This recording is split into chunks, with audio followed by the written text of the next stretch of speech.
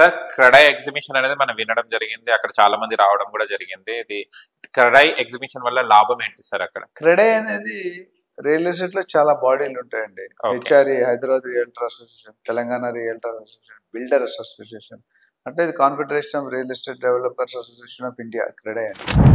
ఇది ఏంటంటే ప్రతి సంవత్సరం ఇంతకుముందు ఒకసారి జరిగేది, ఒకప్పుడు జరిగేది కాదు మొత్తానికి. ఓకే.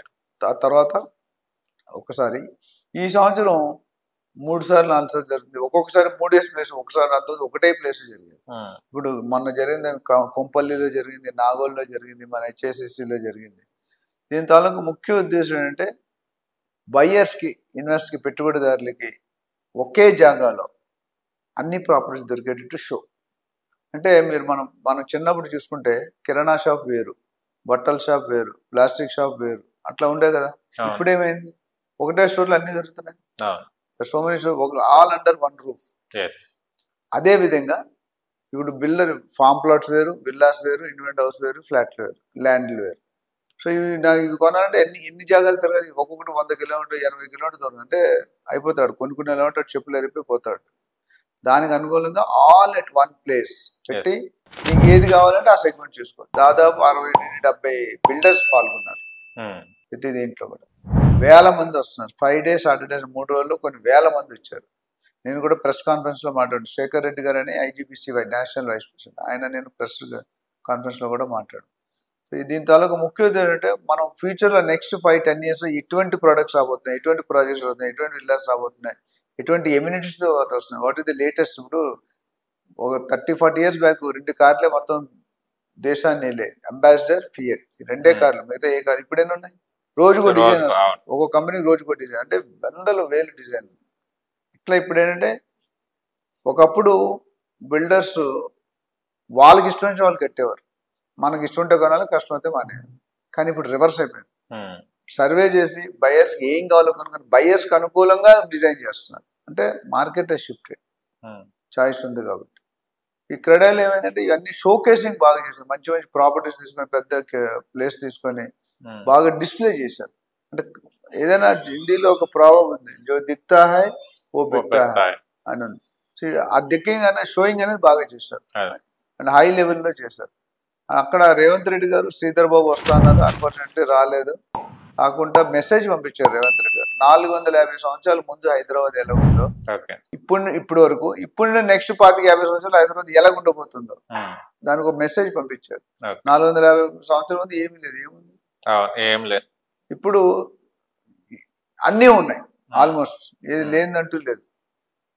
సో ఆ మెసేజ్లో ఏం చెప్పారంటే హైదరాబాద్ ఒక బ్రాండ్ హైదరాబాద్ చేయాలి, బ్రాండ్ హైదరాబాద్. ఇప్పుడు మీరు చూసుకుంటే, మీరు బయట కంట్రీస్కి వెళ్ళారా ఎప్పుడైనా, అవుట్ ఆఫ్ ఇండియా వెళ్తే ఒక్క బిర్యానీ అమెరికా నుండి, లండన్ నుండి హైదరాబాద్ బిర్యానీ అని ప్రతి మెనూలో ఉంటుంది, చూసారా? మిగతా బిర్యానీ, గుజరాతీ బిర్యానీ, ఆస్ట్రేలియా బిర్యానీ ఉండదు, హైదరాబాద్ బిర్యానీ అన్నిట్లో ఉంటుంది. హైదరాబాద్ దేనికి ఫేమస్ చెప్పండి వివేకానంద? బిర్యానీకి. నెక్స్ట్ ఇంకేముంది? Karachi biscuit, next Irani chai, next pearl city, next doctor Nandi Rameshwar. RRR అంటే మీకు తెలుసా? RRR మన రామ్ చరణ్ గారిది. ఇంకా Raghuramaraju, RRR regional ring road. నేను కొత్తగా కనిపెట్టాను, RRR అంటే రౌడీజం, రాజకీయం, రియల్ ఎస్టేట్. ఈ మూడింటికి ఒక కామన్ ఫ్యాక్టర్ ఉంది, చెప్పగలవా? చెప్పండి సార్. ఏ అర్హత అక్కర్లేదు, ఈ 3 పనులు రౌడీజం, రాజకీయం, రియల్ ఎస్టేట్ చేయాలంటే ఏ అర్హత అక్కర్లేదు. అది ఎందుకు చెప్తానంటే హైదరాబాద్ బ్రాండ్ మార్కెట్ లో డమ్ డమ్ ఎక్కడికో వెళ్ళిపోయింది. ఆ బ్రాండ్ ఇంకా డెవలప్ చేయాలి. బ్రాండ్ హైదరాబాద్ అంటే హమ్ కిసి సే కమ్ నహీ, నేను ఎవరికి తీసుకోను. లేడీస్ ఏమన్నారు, మనకంటే ఎక్కువ డిపార్ట్మెంట్ వాళ్ళే పని చేస్తారు, కొన్ని డిపార్ట్మెంట్ నువ్వు చేయలేవు, కానీ వాళ్ళు చేయగలుగుతారు. ఆ విధంగా హైదరాబాద్ బ్రాండ్ని పెంచండి, మంచి ఇన్ఫ్రాస్ట్రక్చర్ పెట్టండి, మంచి డెవలప్మెంట్స్ చేయండి, మంచి బిల్డింగ్స్ కట్టండి, ఐజీబీసీ బిల్డింగ్ కట్టండి, మూసీ రివర్ ఫ్రంట్ ని డెవలప్ చేయండి టూరిస్ట్ పాయింట్ గా. మూసీ నదికి వెళ్తే వాసన చచ్చిపోతాను, ఏసీ రూమ్ లో, ఏసీ కార్లో ఉన్నా you cannot see the smell. So ఇవన్నీ చేసి అది డెవలప్ చేయమన్నారు. అంటే మన బయింగ్ కెపాసిటీ పెరిగింది, మన అఫోర్డబిలిటీ పెరిగింది, మన జీడిపి పెరుగుతుంది. ఇవన్నీ కూడా పాజిటివ్ సైన్. అంటే ఒకప్పుడు ఫ్యామిలీ అంటే మన తాతగారు ఉంటే తాతగారు సంపాదన ఫ్యామిలీ అంతా బతికేది, తర్వాత నాన్నగారు. ఇప్పుడు అలా కాదు, ఫ్యామిలీ ప్రతి ఒక్కరు సంపాదించారు, అయినా సరే చాలట్లేదు. అక్కడ ఒక్కటి సంపాదించి హ్యాపీగా ఉండేది. అందరూ భార్య, భర్త, పిల్ల, తండ్రి అందరూ చేస్తున్నారు, కానీ ఖర్చుల ఒక స్కూల్కి ఒక సంవత్సరం 3-4 లక్షలు ఫస్ట్ క్లాస్ అబ్బాయికి 4 లక్షలు ఫీజు తీసుకున్నారు. ఎలా కడతారు? ఇప్పుడు ఆడవాళ్ళు are force to help their husband by working. ఇవన్నీ చూసుకుంటే పాజిటివ్ సైన్ అనుకుని వెస్ట్రన్ కల్చర్కి వచ్చేస్తున్నాం. ఇవన్నీ చూసుకొని డెవలప్ అవ్వాలని కోరుకుంది. హైదరాబాద్ ఉన్న బెనిఫిట్ ఏంటంటే 4 పక్కల పెరుగుతుంది. చెన్నై, ముంబై, వైజాగ్ అలా పెరుగుతుంది. సగానికి సగం సి యాపెస్.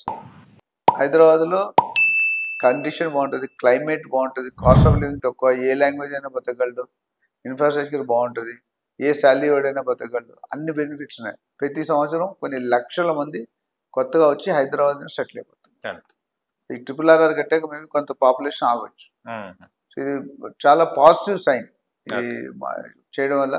దీన్ని ఇలాగే కంటిన్యూ చేయాలని కోరుకుంటూ next 25 years we will be #1 city in the world అన్నట్టు డిజైన్ చేస్తాం. Okay, so will wait and watch what will happen, will see. Okay, thank you so much sir. చాలా విషయాలు తెలుసుకున్నాం రియల్ ఎస్టేట్ గురించి. అండ్ మీరు ఉండగా రియల్ ఎస్టేట్ వాళ్ళకి అసలు డౌటే లేదు కదా, ఎలాంటిదైనా కూడా క్లియర్ గా చెప్పేస్తారు. అండ్ కోట్ల ఇన్వెస్ట్మెంట్ చేయడం కాబట్టి ఆచితూచే అడిగేయాల్సిందే, అది కూడా మిమ్మల్ని అడిగి చేస్తే బాగుంటుంది, అంతే కదా.